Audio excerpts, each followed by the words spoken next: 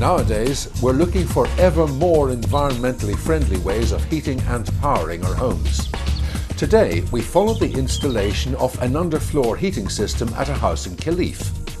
The heat is generated from a ground source heat pump located in the property's garden.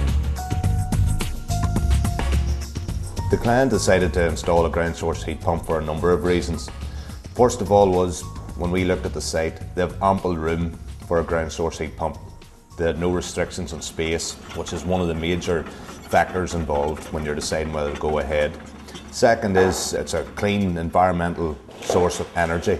It's throwing natural heat from the ground. It's not releasing any carbon or anything like that. It's a very efficient way of running things. With a heat pump has got an output of 300 to 400% markup. Another factor was underfloor heating throughout. It uses the energy gathered from the ground amply. They were an ideal place, the best time to go for the ground source heat pump. It is imperative that you have the correct ground.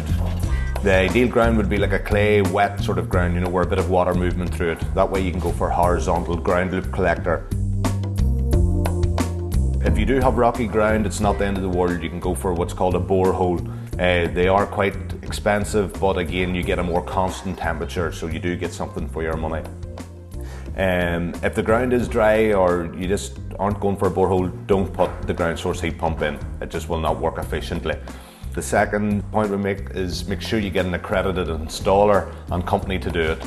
They have been trained, they've taken the time and money and resources into it to make sure that they can do it, and that would be the advice that I'd make sure.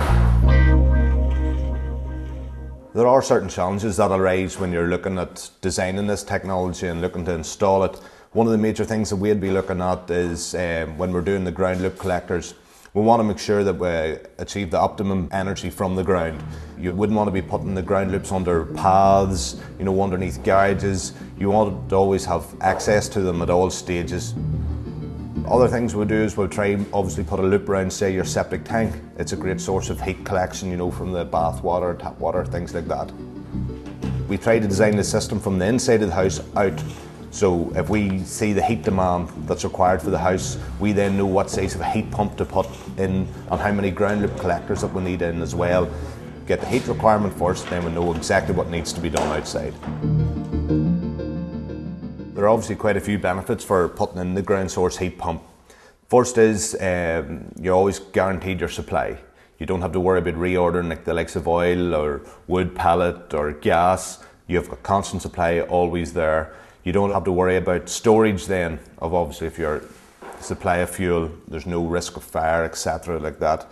You also then have complete control because you're going for underfloor heating throughout.